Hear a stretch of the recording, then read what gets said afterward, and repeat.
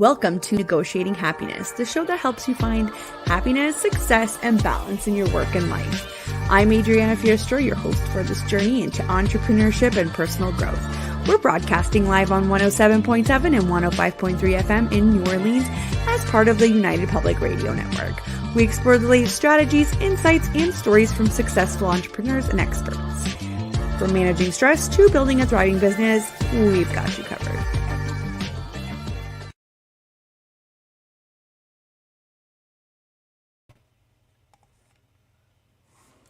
Good afternoon, everybody. This is Negotiating Happiness, and I'm your host, Adriana. We are broadcasting live on the United Public Radio Network and UFO Paranormal Radio Network at 105.3 and 107.7 FM in New Orleans. And if you wanted to, sit down, watch some TV, check out some of our other shows, we are also on Roku TV on UFO Paranormal Channel. So today is March 18th, and it's already 1 o'clock. Welcome, everybody. Grab your lunch, grab your coffee. I'm back here with Natalie. How are you, Natalie? Hi, I'm good. Well, I mean, you know what? To be completely frank, I'm all right. I'm 23 weeks pregnant, so I'm keeping on, but I'm good. I'm excited to be here today. Congratulations. I am so honored that you made time for us. I know pregnancy can be rough, so pregnancy with a chronic illness. Pregnancy with a chronic illness is another level. Yeah. I don't doubt it. So thank you so much for being here. For those of you who remember Natalie, she was on last year and we talked about digital marketing and all of that good stuff. So let me do a quick re-intro of Natalie. She is an accomplished founder and CEO of S&S Creative, a multiple six-figure digital marketing agency. With her Bachelor of Commerce, honors degree in marketing and international business, Natalie has built a solid reputation in the industry. She brings over 15 years of experience, having worked with multi-million-dollar organizations to her own company. She's also a certified breathwork facilitator. Natalie's authentic approach to showcasing the behind the scenes of her personal and professional life has helped her attract over 30,000 loyal followers. Her work ethic and ability to deliver results have earned her a name as a trusted expert in the field. Now, Natalie is dedicated to sharing her expertise to help entrepreneurs grow their businesses through effective digital marketing strategies that actually convert into dollars. And her boutique agency has already helped numerous clients achieve measurable success online.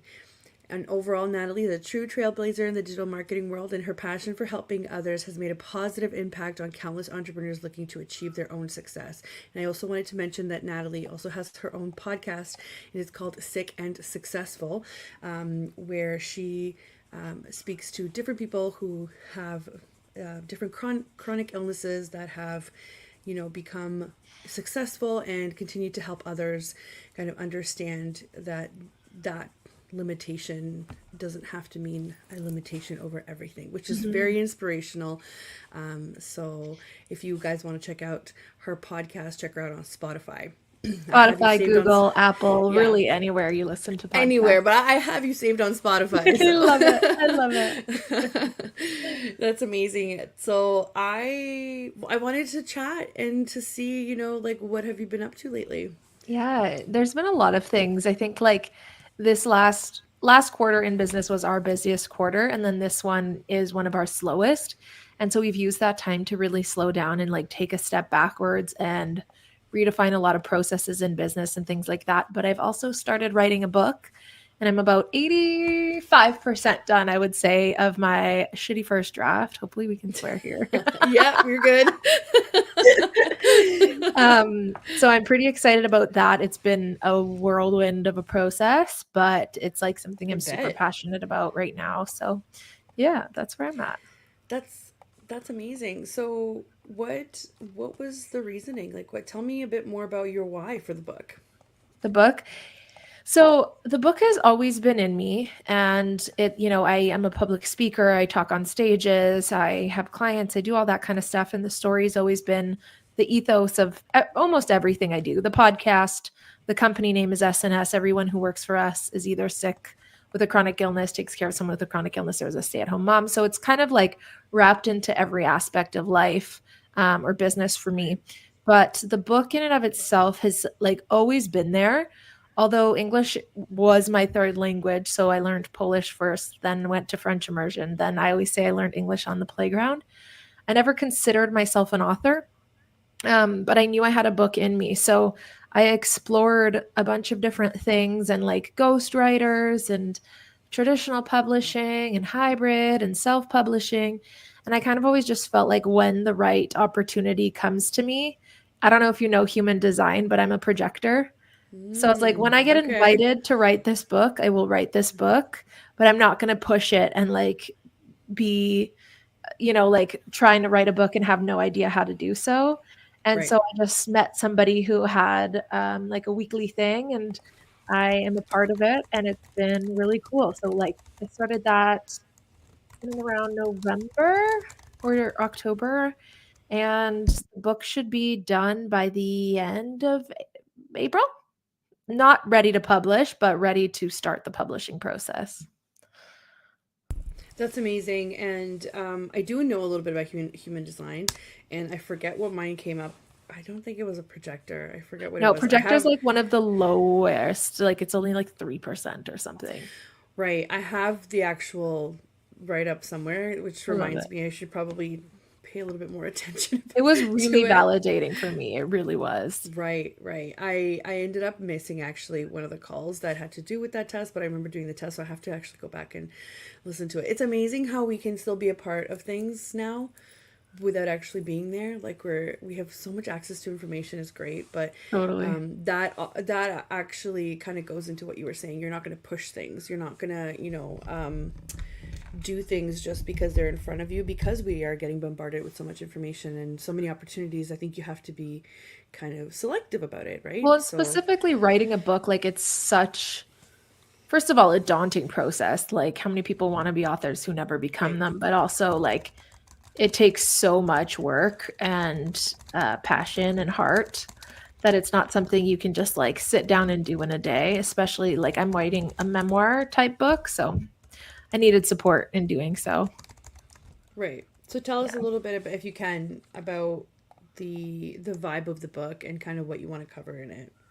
Yeah. So the book, it's called Sick and Successful, trademark pending. Yep. And it's very much a memoir. So it is my story of going back to when I was diagnosed, some crazy things that happened to me, um, all throughout that journey and all the hospital stays and all the things that took me to starting my own business, where there's a lot of roller coasters and ups and downs and really deep personal stories that I even like some of the closest people to me didn't know. Right. And then how I started this business, that kind of stuff. So when I was first diagnosed, or even when I was like 10 years in but really sick, I always wished to, like, I love to read, and there was never any books where I felt represented or I felt like I can relate or like, wow, that's inspiring, or I would love to, like, do that one day, or wow, she traveled all 25 countries or whatever while in the middle of a flare, like I can do that too, like that kind of stuff. So it very much so is, number one, to get the story out of me and a Right. healing process for me, but number two, to inspire others of what's possible. Not to teach about chronic illness, not to give like any health advice or what I did was right or wrong, but really to show like it's possible for you. That's right.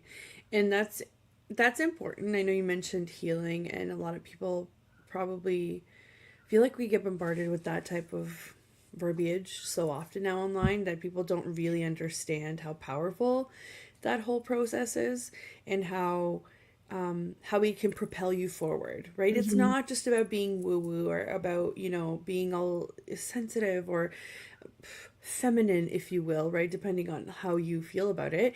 It's about taking the time to process all of the things that you've gone through and to really analyze them and say, I did well in the following areas. I could have improved here, but also, wow, what an opportunity. Like that, even out of the worst parts of your Mm-hmm. experiences, beautiful things can happen, Totally. right?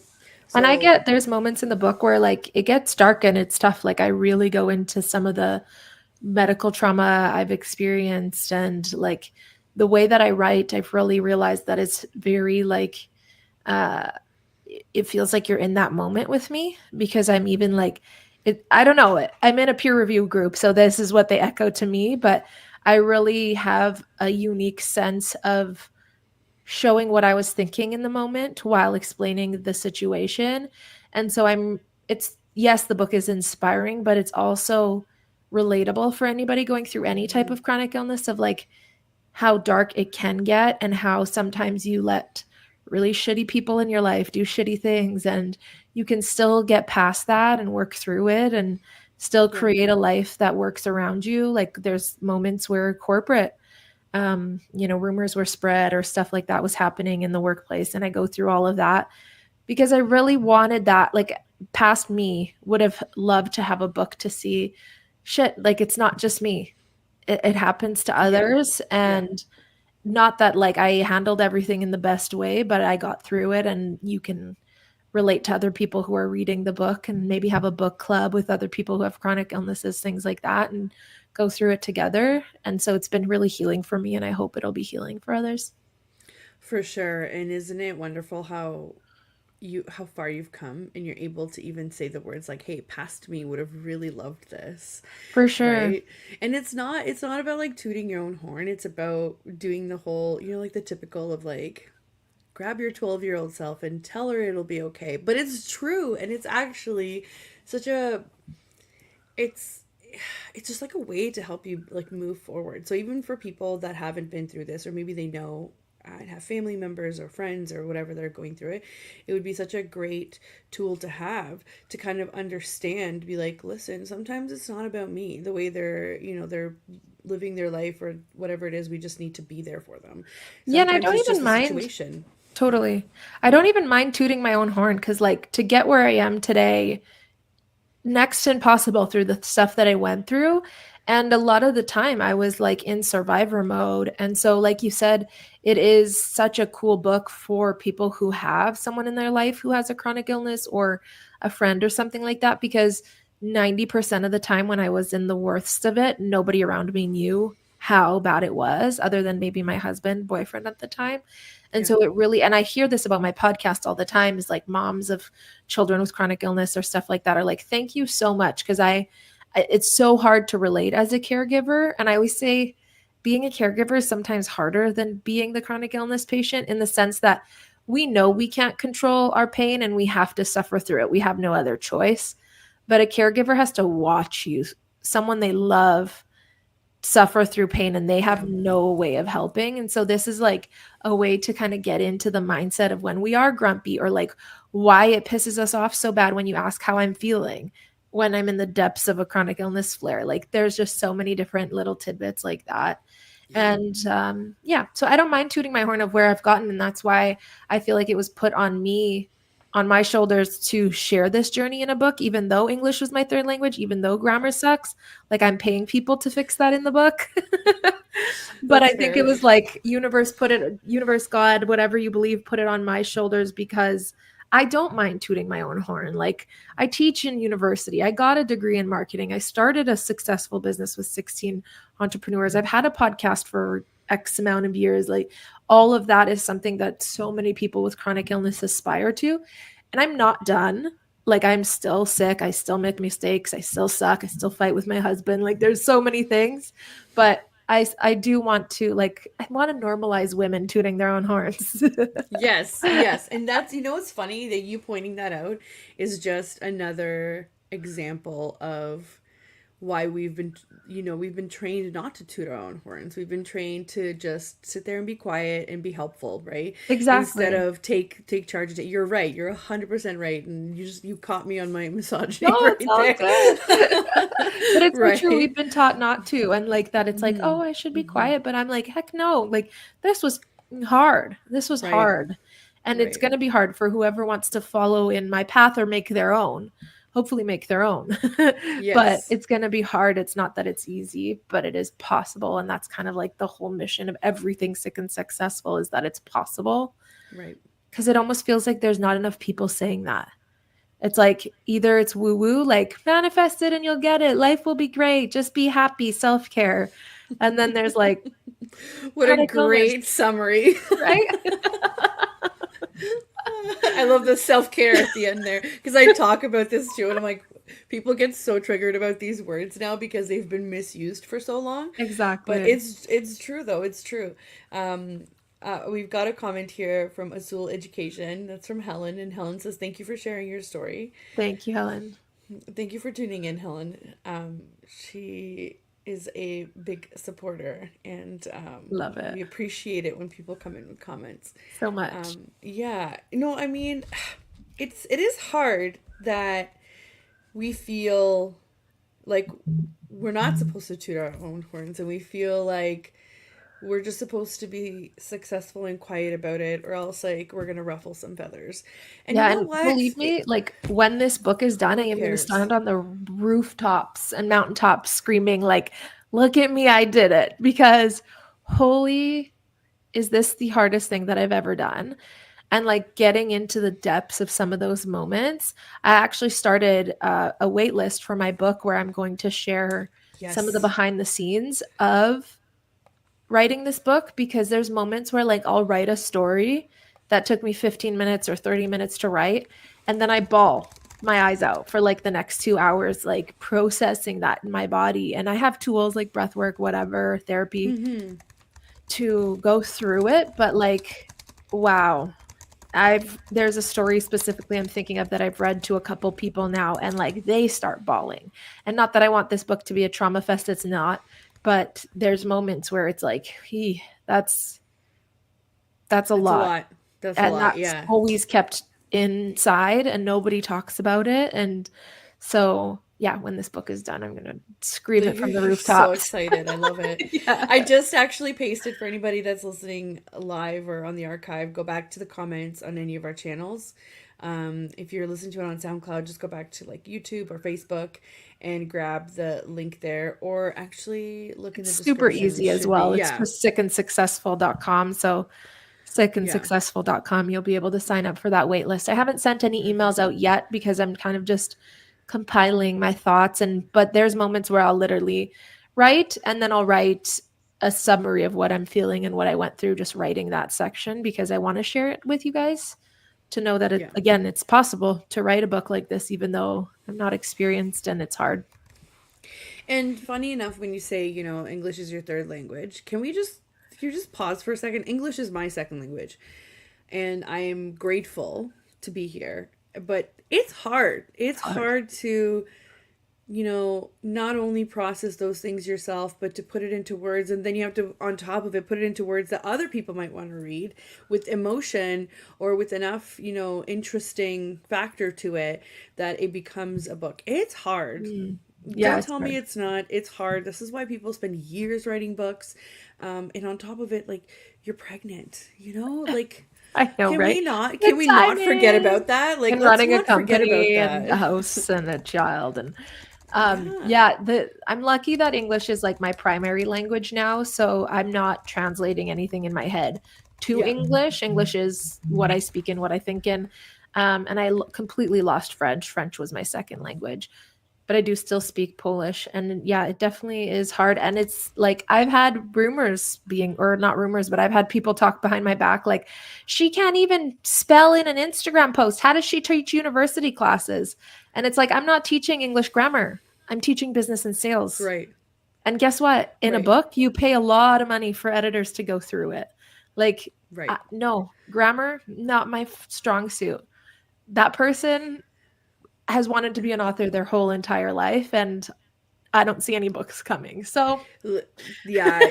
People have this really annoying knack of oversimplifying things, right?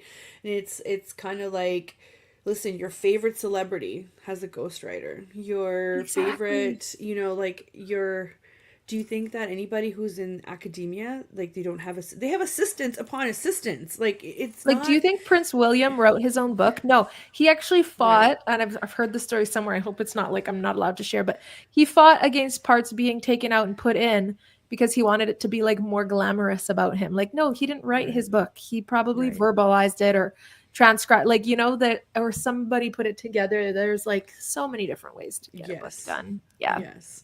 But just, what I'm saying is people don't understand what the process is, so they automatically just rely on these old kind of mentality or ideas about what it takes to be successful. And this is why podcasts like yours are important, and even this platform, even Totally. my platform. I love bringing in people, and I love showing people that there are different ways of doing things, and that one way is not always the right way. And Exactly. everybody that I bring on here, they all talk about failure, and I don't think people understand, like the general public understands how important that is, because most often than not, we have all gone through failure. So it's Yeah. not just to be relatable, but it's like, how do I get back up? How do I kind of, dissect it and do better from there? And that is what differentiates somebody that's going to be successful, that's A going hundred to get percent. that book out, and that person that's struggling and has not. And it's been years, A right? 100%. A It's hundred how percent. you get back up that defines you as a successful person. You can't Yep. convince me otherwise. It's not the awards, it's not that's after. That's like the after. What people don't see, that there's like a curtain in between like the public and the awards and the fame and the success and the money, and then behind that curtain is all the like, you're all beat Trials, up and tribulations. bruised Yeah. and like blood, sweat and tears, you know what I mean? Literally. That made you kind of go on the other side of that curtain. Yeah, So and I entrepreneurship, business, life is yeah, not easy. Like, even after you start getting awards, you still fall. And after, like, I call myself successful, yes, because this is my version of success, the life I'm living. But like, being completely honest, this is our slowest month in business ever, and it's terrifying. And right. sometimes I don't know where payroll is going to come from. And I keep going and I keep pushing.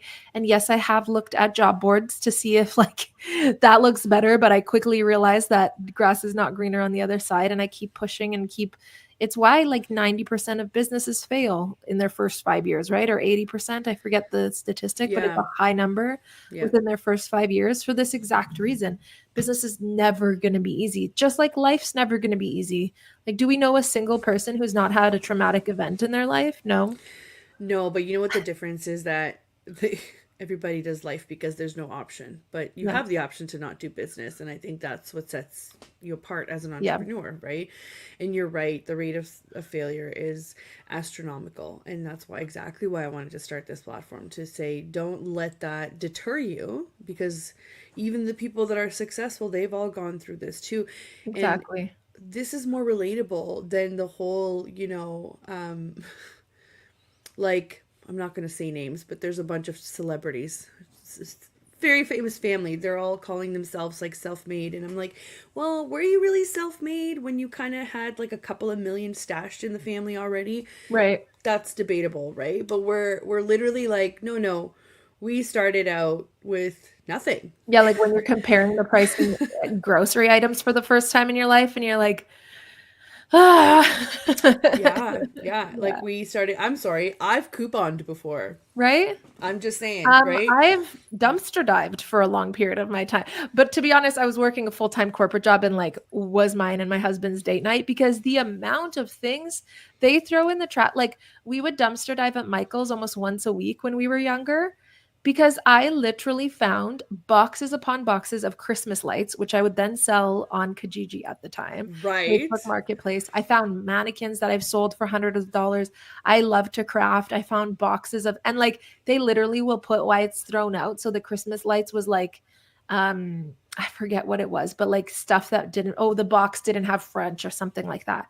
Like the craziest stuff. And these things are going into the dumpster. So like, I've heard no about shame. this. Yeah. Now it's all over TikTok and everything. I'm like, oh man, I was You're like, I early was to doing it this before it was game. cool. Yeah, before it was cool. But like it helped Yeah. us when we were living in a one bedroom basement apartment. Like no Yep. sh- no shame to my game. Like, I would still do it to today if I hadn't hurt trying to get into a dumpster. Like don't really Natalie. know where I would do with any of that stuff. Give it to someone who needs it. But Right, literally, right. But but that's exactly it. It's kind of like your life is always changing. There's ebbs and flows, there's ups and downs. It's never going to be any different. We're just trying to kind of get out for the next step, right? So what's the exactly. next step? Like your book is the next step. You're Stages. and you're saying I'm not done. I'm not done No, after that. There's always going to be something else, and that is the drive of an entrepreneur. And I love exactly. that. It's never going to be easy, because if it was, then everybody would be doing it, right? So Well, this and is why. there's such moments where you almost feel like, for example, I was convinced I would be talking at the TEDx conference in Winnipeg. It's in June. And I was like delulu about it. I had a TEDx coach. We were working together. I'm like 100% going to be on that stage. Why wouldn't they choose me? Like my story is Right. phenomenal. I'm a great speaker, but they didn't choose me. And I was so like devastated about it when I got the email. I didn't even get chosen for they in Winnipeg. They don't normally do this in other places apparently for TEDx, but in Winnipeg they had like a almost like a talent show round where they picked some people and then they cut some people, but I didn't even get picked for that. And I was like, F TEDx. I don't want to do it anymore. Rip it off my vision board. But I didn't rip it off my vision board. I took moments to like settle in and hey, I am so sick right now with my pregnancy that I can hardly sit at this desk and get this interview done, never mind everything else that's on my to-do list. If I right now had to be practicing for a TEDx talk, I would not do great. I would be so burnt out. I would be so sick. And so there's moments where like it feels like a failure, but it was actually a lesson learned. And so catch me on a TEDx stage next year.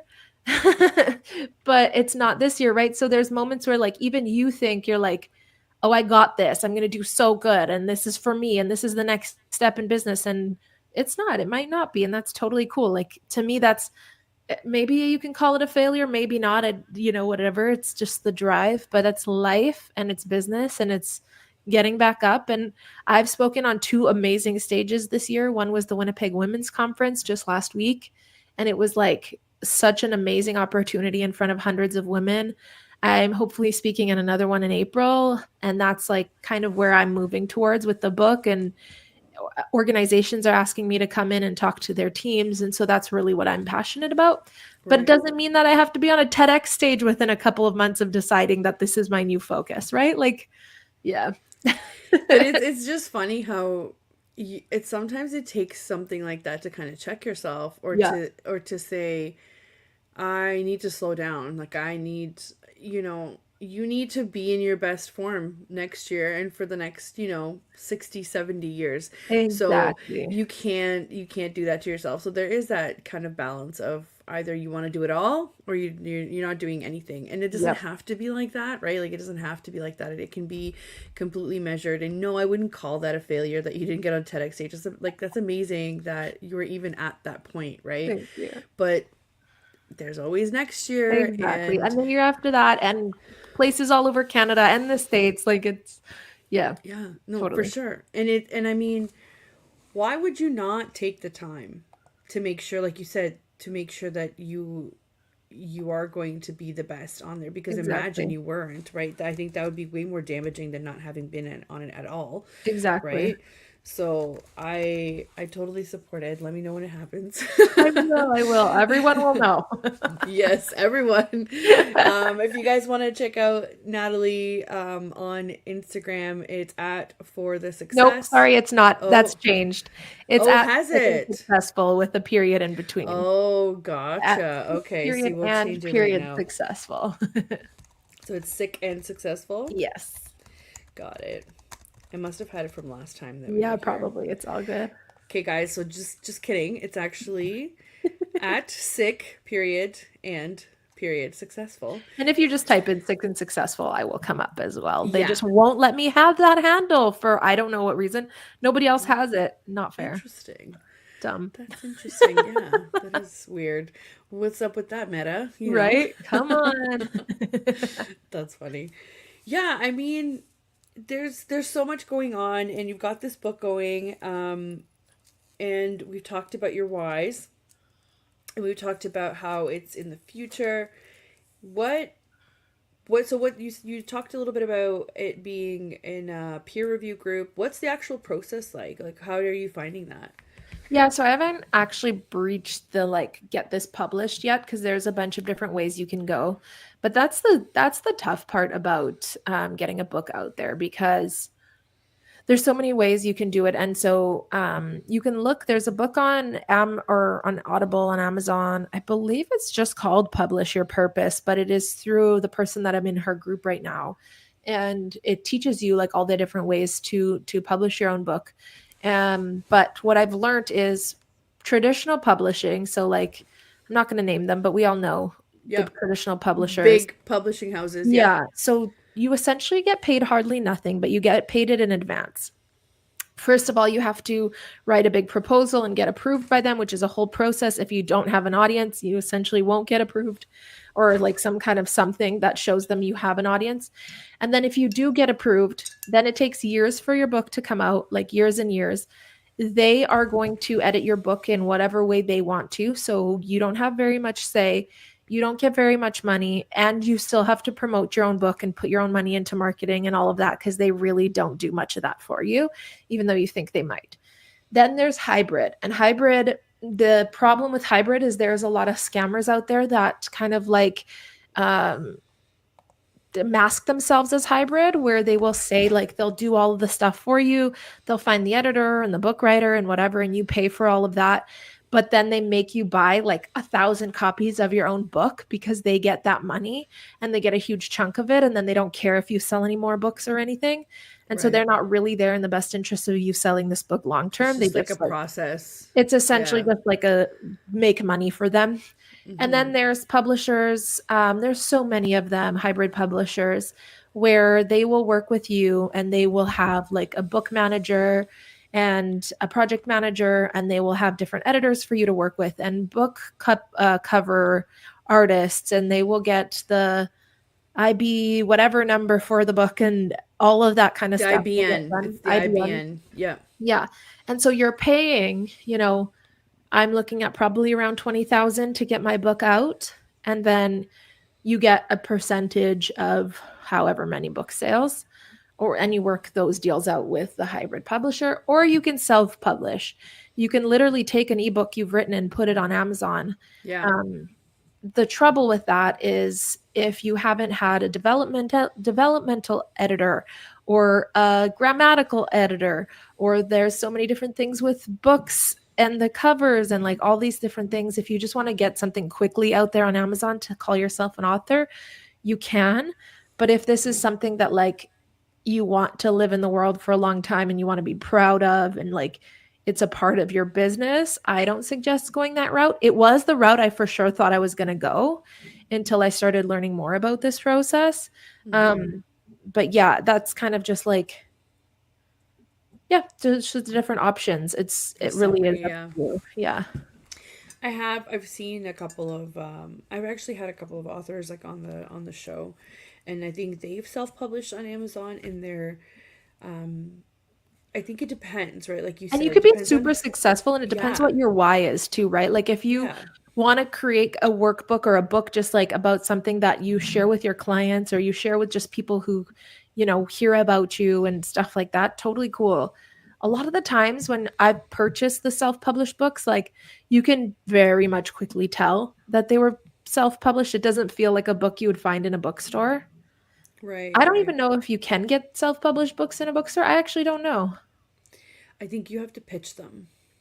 Yeah. I think so. So I don't know. There's a bunch of different options, and I will be going with hybrid for sure, because I believe in paying people who have zones of genius. I don't, and it is not my zone of genius to publish a book. Right. Right. Or at least like have a consultant on how it's going to go. 100%. Yeah. And I actually have self-publishers. I hope it didn't come out that way. No. It just, like I was saying, I think it depends on who your audience is. It depends on if you have already a following, and it depends on, like you said, what's your why and like what's your how do you want to use it, right? It's so tough. Like it's not easy to find a self-publisher, or a hybrid publisher. It's not easy to find one that you can trust. It's not easy none of it is easy. Hence why most people don't do it. Just like starting a podcast. Right. Yeah. None of it is easy. That's right. That should be like the theme for everything. None of it is easy.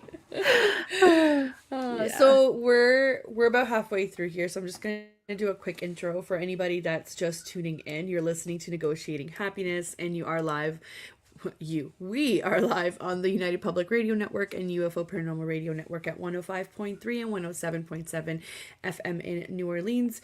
And some of our shows are also on Roku TV.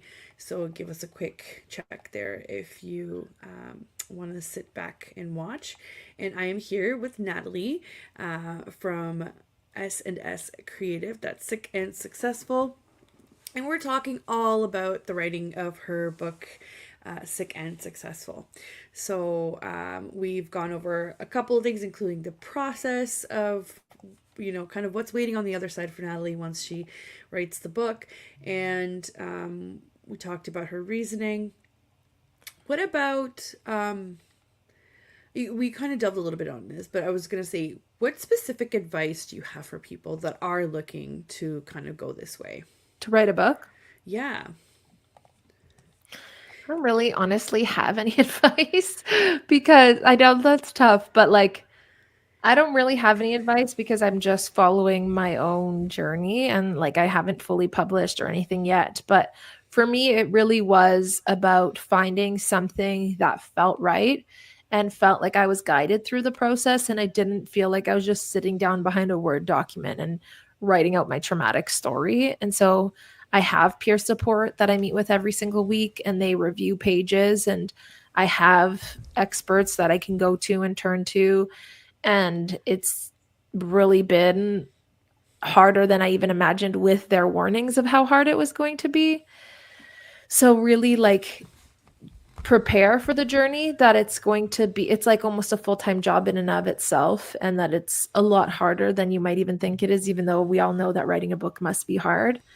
And it kind of makes me want to get into like what the hardest part of writing the book has been. And that's been getting into some of those moments we talked about a little bit earlier, but getting into some of those traumatic moments that have unlocked even more memories in my brain, and like going through, I went through and I printed out every single, I use something called Social Book, but I printed out every caption I've ever written on Instagram. And it's like this, it cost me around over $1,000, and it put them into books with the pictures and stuff like that per year, because I've been posting since 2011, so there was a lot of books, but I went through them all, and like my book is going to have flashbacks to some of the posts. But then I also went through messages on Facebook Messenger with exes who treated me disgustingly while I was going through some of the hardest moments of my life, and old emails that I found in an old Hotmail inbox that I was able to get into. Oh And my God, some I of can't that, imagine what the right? Hotmail inboxes all contain at this point. Right? I got in and I was like, oh man, like if I knew now, or if I knew then what I know now, this shit would have not looked the same. And those moments, I didn't expect them to be so just eye-opening, so tough. And so getting them into words and processing them into a book that has a point. Because yes, it is a memoir, but a memoir still is just a glimpse of time with some kind of outcome and some kind of point. And so that's been the hardest part, is figuring out like what's the point of my story? What is a thread that kind of goes through the whole, I would say, I think the story is about probably 15 years long, just from like diagnosis to now. And so, yeah, that's kind of like answering your question, but giving you another one as well. Yeah, I mean, it's also very personal, right? So it depends on what kind of book you're writing too. But it Mhm. sounds to me, if I were listening to this and I wanted to write a book, it sounds to me like be genuine, be authentic, and have a point to what you're saying. And And just it's start searching for help. Like just like I said, I interviewed ghostwriters. I interviewed people who help you pitch to traditional publishers. I interviewed people who coach you while you're writing the book. Like I even work with some as clients, and they're amazing, and I'd love to work with them. It just wasn't the right fit for me to start the book. Doesn't mean it won't be to publish. But yeah, it's there's so yeah, many different avenues to take. You kind of have to do the one that feels best for you. right. And how do you this is going to be a ridiculous question, I'm well aware, but I'm like, how do you balance it all? So how do you make time for it? How do you, like, give me the practicalities of what your day-to-day life looks like? How, because I know that a lot of people just go, oh well, like, one, you're a mom already, so you just figure it out. You just, I hate, you just figure it out. And when friends say it, it's different. But when other people say it in like a professional space, you're like, what do you mean you just figure it out? Like, you've given me zero information to work with. So I just want to know, like, how do you balance it all? Like, what works for you? I have guests that say they have to have a specific routine, they have to do XYZ, and I'm like, wow, that would never work for me. I'm way too scattered Yeah. for that, right? So what works for you? Like, how do you make all of this happen? It's interesting because I get this question essentially every time I talk somewhere, but I think it's such a good question. I was just asked it when I was on the stage last week. Because it's a lot of things, right? Like you said, I am a mom to a 3-year-old. I am 22 weeks pregnant. I have 16 employees. Company is the slowest it's ever been. So that's tough. That means I'm now a full-time salesperson. I am a wife, a mom, a best friend. I have things I like to do. I was gonna say you're also Chronic Natalie, like illness. you're also Yeah, an individual, right? yeah, So let's not exactly. forget. So there's the way that I like to, because I've answered this question so many times, I found like a way to kind of, I like visuals, but to put it in a visual that I have brick walls or concrete walls that are my boundaries that don't move no matter what, that to me don't even feel like a boundary anymore because it's not, it's a wall. It doesn't, there's not even any way that I will bend on that. And so what that is Fridays, I don't, sorry, Saturdays, Sundays, and after 3 p.m., I will not take a single meeting. Work is done and work is done. Like, it doesn't matter if there's an urgent something. It doesn't matter if there's a client that wants to close a deal. It doesn't matter if an employee quit. I'm not answering anything 3 p.m. or Saturdays or Sundays because I don't work. I don't look at we use Slack. It's not a work day. And if like I want to, if I'm creating content or I'm doing something that's creative for me, I might. But like there's no client meetings, there's no urgent, there's no Natalie CEO happening at that time. Yeah. Same in morning, same on holidays. Like my phone might come out, but it's not coming out for work. And so that's my concrete wall, not going to bend no matter what.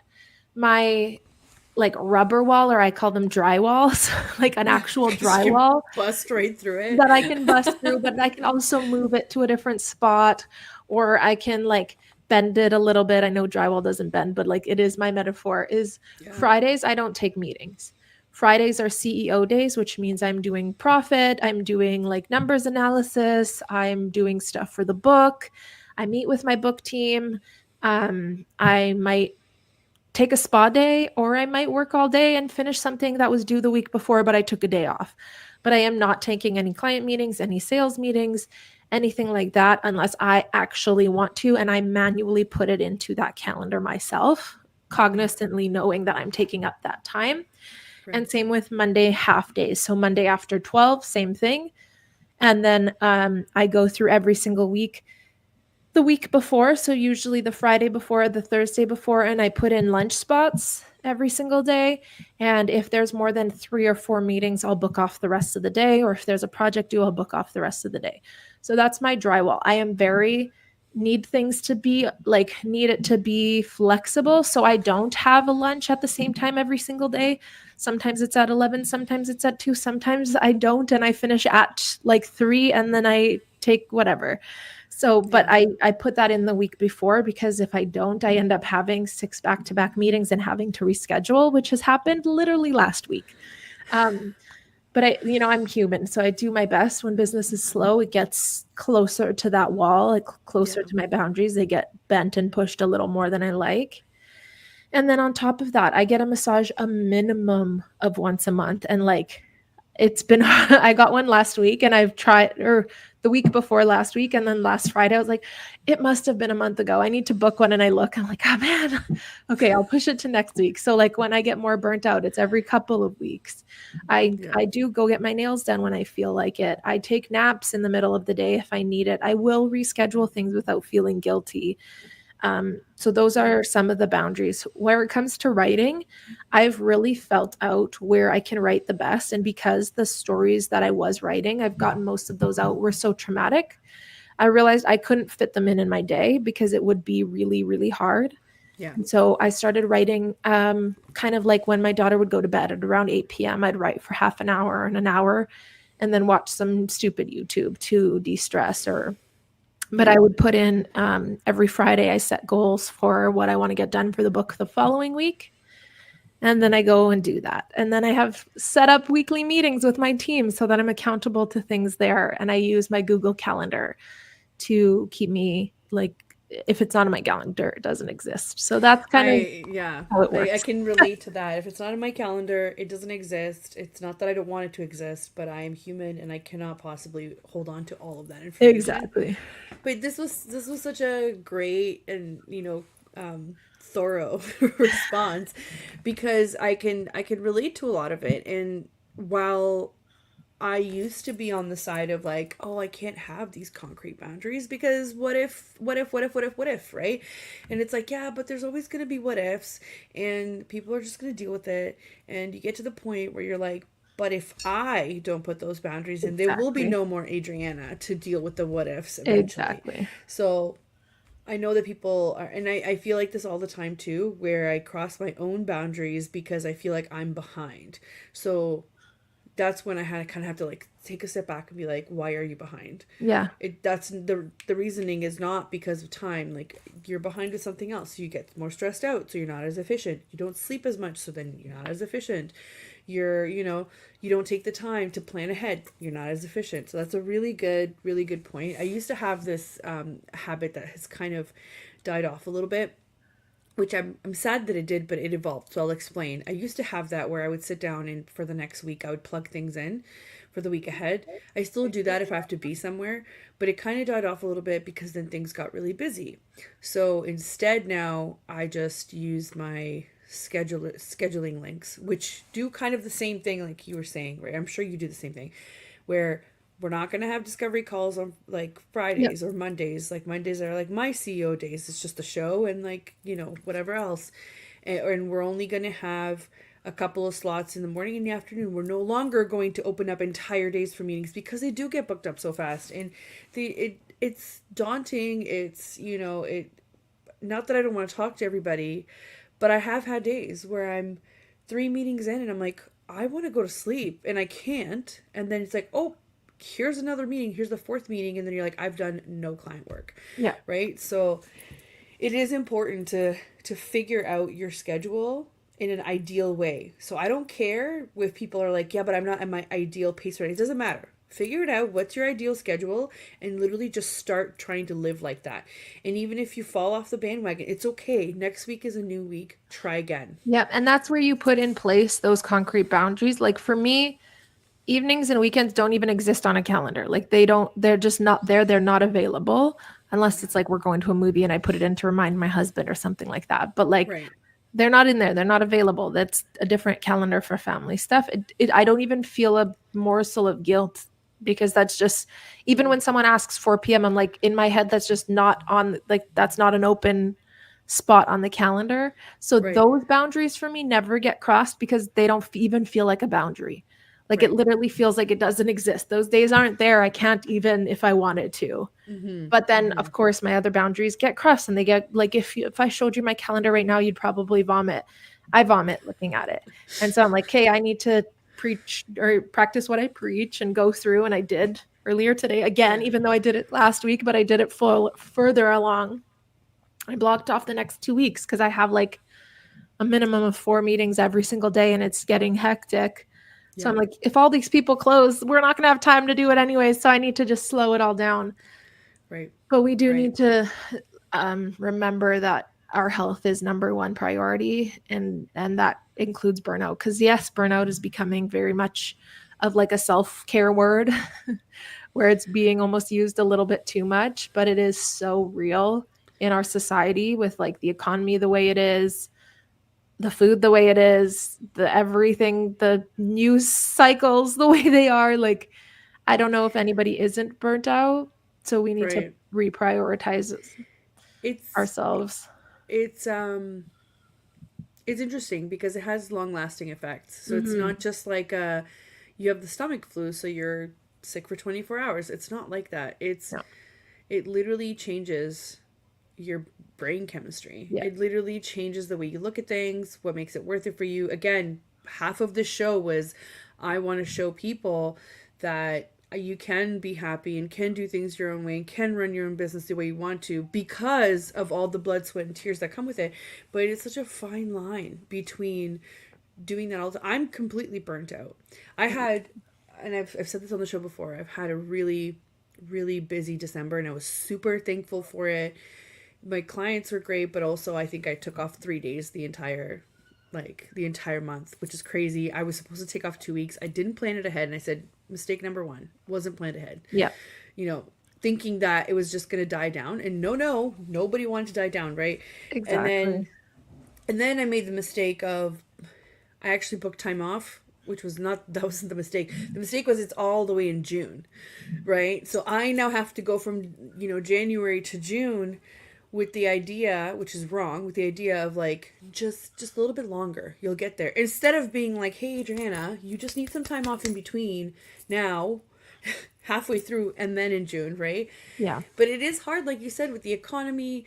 Things have also been slow for me for this month. January and February were great, and I didn't plan. I made mistakes. I did not plan, and here I am again. So I'm still learning. I'm still trying to get better, and I'm also experiencing these types of successes where you're like, this is amazing. This has never happened before. I'm hitting all these milestones. I'm hitting like, percentages looking great. And then all of a sudden you make mistakes again because again, we're human. Yep. Why am I making these mistakes? Because I'm burnt out and I'm just like holding on to anything Yeah. that seems like a reward, right? Because if I wasn't burnt out, my logical brain would be like, yeah, this is a reward, but let's like dial it back because we're going to need this for later, right? So, but because you got nothing. Literally. And hopefully this is okay to talk about, but I Yeah. being open about this because it reminds me about this is I was going to start my own show on this station, right? Because we had one of the Yeah. most listened to episodes. That was Yeah. amazing. Yeah. I'm like, "Oh my gosh, what an amazing opportunity." And then like that was a reward for me. Like how amazing to have my own show. Like I can't imagine. And I get to talk to Right. people every week. That's what I love. Get more people listening to Sick and Successful and getting that mission out. That's like literally what I'm all about. Yeah. But then I realized I had deadlines that I had to get things in and I wasn't doing them. And my team had been done for weeks. And I just needed to get a few things done. And I was like, I don't even have capacity to write a 200-word description about what this show is going to be about. How am I going to do this show every week and do it well? Like, and I realized no, and it doesn't have to be now. And I'm burnt out already. Let's not add something else because it feels good. Whereas Yeah. like you do need to do things that feel good, but balance the workload. And I'm gonna do it one day. It's just not today. And maybe instead I need to go and have a massage at that time every week. But what a great moment of self-reflection, right? And a Yeah. lot of people don't get to that. And it's kind of like, you're putting your hand in the cookie jar and you're smacking your own hand away to be like, hold on a minute, hold on. And I have to say this, like I've had some things happen in my life that have put things, not to me personally, but to really close family, friends, that have put things into perspective for me lately. And I can't stress how important it is to know, like, check in with yourself. Yeah. Check in with yourself because it could all go away like this, Literally. right? So I feel like you of all people, dealing, with chronic illness, you probably understand even more what I'm saying, but I'm not trying to be dramatic. I'm not trying to discourage anybody from doing anything, but you can't do all those good things later if you don't take care of yourself now, Yep. Yep. Where none right? of us are promised another day. No, Yeah. no. And I mean, we have kids, we have families, we have friends. It's not just our goals or our aspirations. It's like we have lives Yep. that we want to take care of. So I'm really glad to hear that. And while I, would love to see you with your own show and that's still possible, you're taking the time to take care of you right now. And that is way more important. And it's not going to benefit anyone if I start a show for 3 weeks or 2 months or 5 months and then I'm like, can't do it. Bye. Like, that's not going to benefit Right. anyone, including myself. I would feel so Right. shitty. So, and that's like, Right. that's an example, but that's with everything in life, I side think so. hustles, new things. It's like, self care is a word, but we do need to prioritize ourselves. And that's Yeah. such a hard thing to do. Yeah. And I like to challenge people when it comes to that kind of thing. And it's like we always want to do more. And I'm always like, and I used to think that. I used to have that same exact mentality. I was like, it's fine. I'll just tack on more to get this done.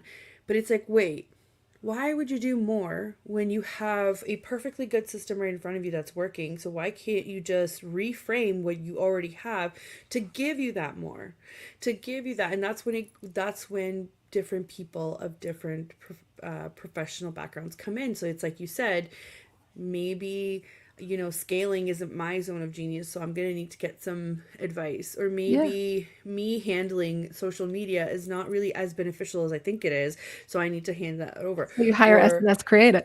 exactly. So right, so that's what I'm saying. Like, it's hard when you're like, it's fine, I'll just have a side hustle, but your main hustle is already bringing in the bread. You just have to reframe it, rework it. Exactly. Your messaging's changing, this and that. So why would you not allow yourself the opportunity to still have those 2-3 measly hours that you have at night to just do whatever it is that you need to do and feel like a human, Exactly. and not take on another thing. But I get it, in this economy, like, have you seen the prices of eggs and I know. I fruit? I feel like the only thing that hasn't changed is the banana. Ah, Like, the banana's still, like 50 cents a pound or whatever it we're all just is. eating so Like, many bananas. I've literally talking to a yeah, friend of mine who's a lawyer yesterday and saying like both of us, because I've had a corporate job ever since I wasn't even done university yet. So I was yeah, making good enough money, right? And ever yeah, since that, which was 2011, I think I graduated, something like that. So many, many, many, many moons ago. And he's a few years older than me. He's a lawyer. He's like, I've never had to look at prices of groceries.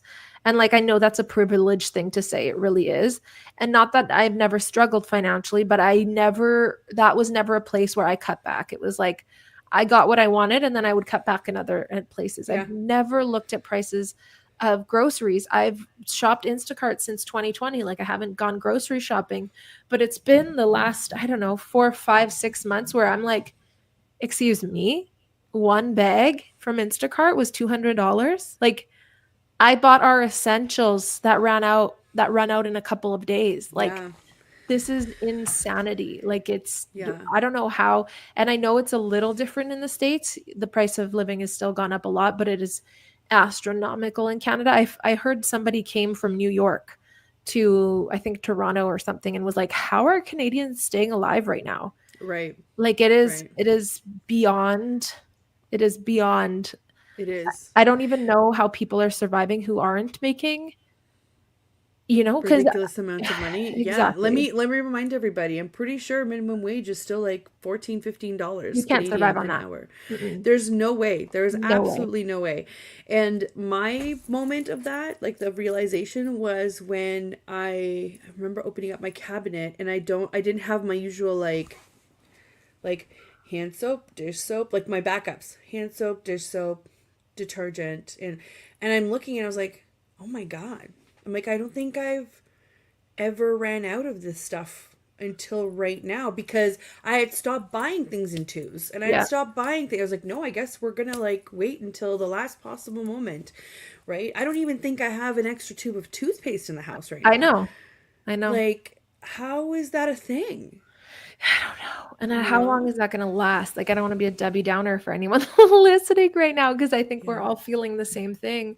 But we're in a dual income household and we have a roommate and we're still scraping by. And I have a business, right? Like, which is good at moments and bad at moments, but like, we're still scraping by and we're in an Yep. average priced home. Like, yeah, Yep. stuff. I get it.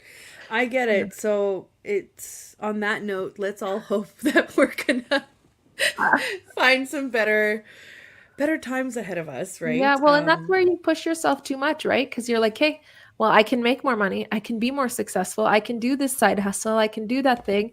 And then we're all struggling from burnout. And so it's Yeah. this like round robin, round circle of like, where do you give? And ultimately, it's finding your own happiness and where you can give and where you can take. And if Yep. you need to cut back a little for the first time in your life, that might need to be what happens. If you need to start looking at prices of groceries for the first time in your life, Yep. might need to be what happens for a Yep. bit. And we just keep doing our best. It's all we can do. Yeah. Shop the sales. You want to Yeah. give a quick shout out to Optimum Points at Shoppers, because let me tell you, I got $40 so fast, like back the other day. It was amazing. I So love that.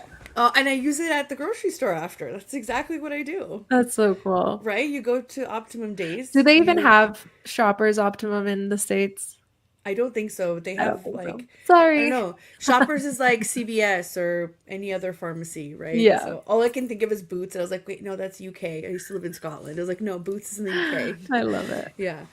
Well, thank you so much for coming on. Of As course. always, a pleasure. I want you to come back on once your book is ready to go. 100%. And I want to talk a bit more about it because I think it is an incredible story and you have accomplished so much and Thank you. I do think you should shout it from the rooftops. So I'd like to be a part of that. Thank you. Thank you. I Yeah. appreciate it. Thank you so much for everybody that tuned in. We will be live again next week, and I believe we have a guest. See, everybody knows I'm not prepared enough to talk about the next week's guest, but just come. It'll be fine. It'll be great. Thank you so much for everybody in the chat room. A big thank you to the United Public Radio Network and UFO Paranormal Radio Network for the platform. We truly appreciate it, and have a wonderful rest of your week, everybody. Bye, everyone.